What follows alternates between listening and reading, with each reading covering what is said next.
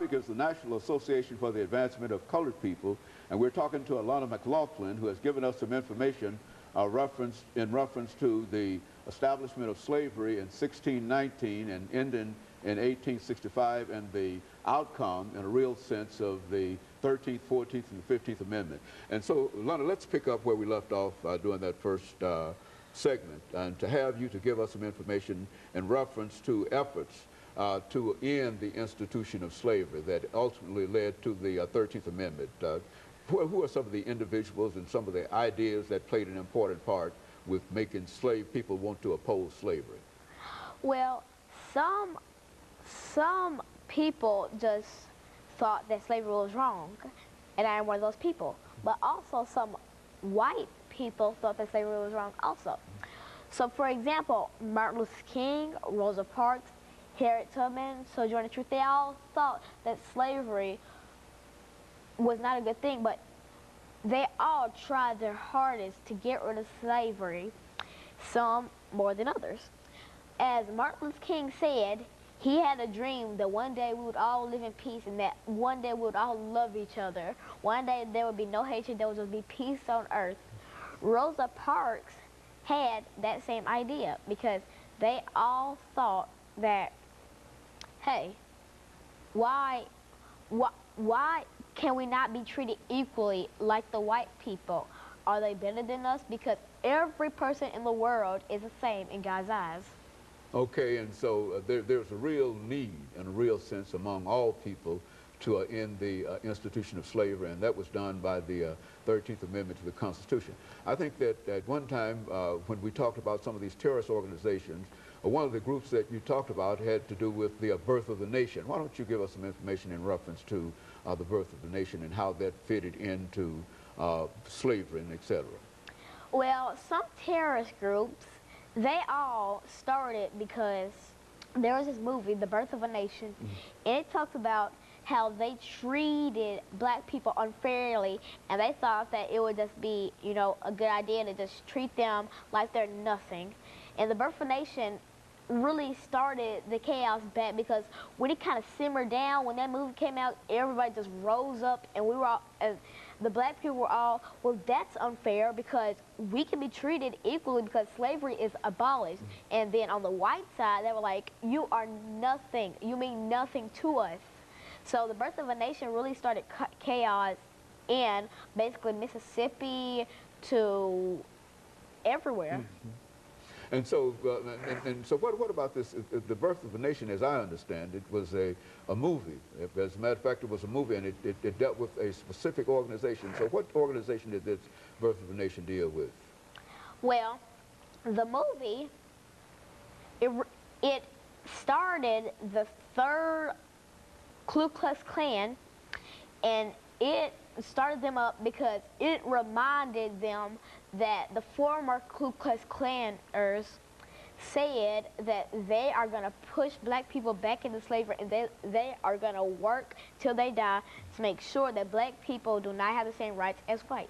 Well, this was immediately after the war in 1865, but the organization you're talking about was long after even the National Association for the Advancement of Colored People was started. When did this organization start? What was it all about, the NAACP? Who are they concerned with? Well, the NAACP, also known as the National Association for the Advancement of Colored People, started in 1909, and it started out with only 32 people, and they would meet in Maryland, Baltimore, where they would discuss all the issues of black people not having their own rights, and they have to be segregated, and they have to drink over here or eat over here or get shoes at this place, and they weren't treated like the white people were treated, because back then white people were like majesty. They were given all the best things.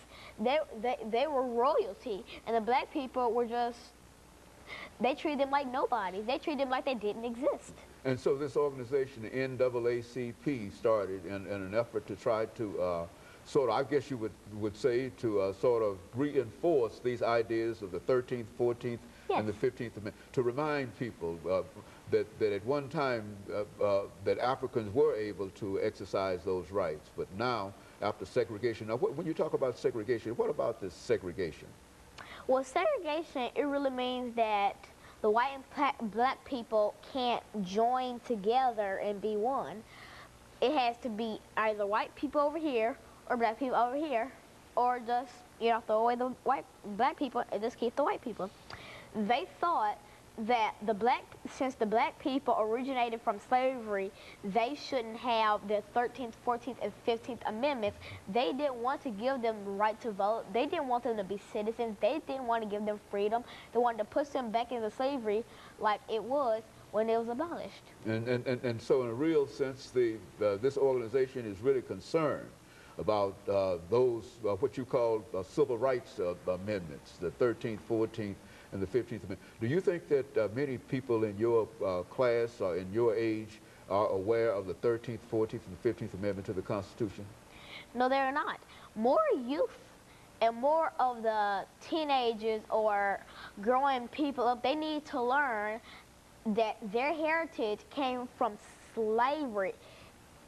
Every black person in this world needs to learn about their heritage, because their heritage was struggle, fighting for their lives, and fighting for their 13th, 14th, and 15th Amendment. And so it's important that people your age, 9 years old, be familiar with some of the things that happened in the past, so that they might be able to do better today. Is that what you're saying? Do you find any efforts made by other young people your age to do that, to organize and help folks? Well, I started a club to stop bullying, because I fear that bullying really ties in with what the National Association for the Advancement of Colored People, that's what they wanted.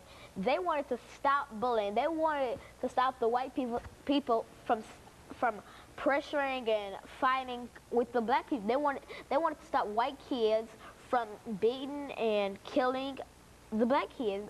They wanted to make them one. They just wanted them to combine to make a sea full of colors, to make a world with no hate.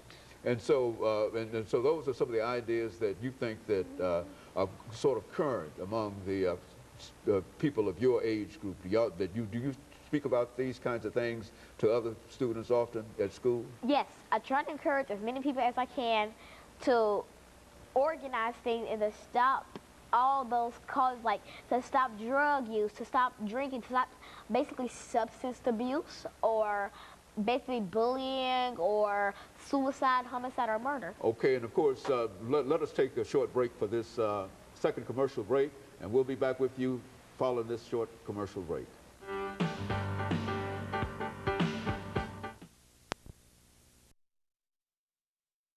The topic is the National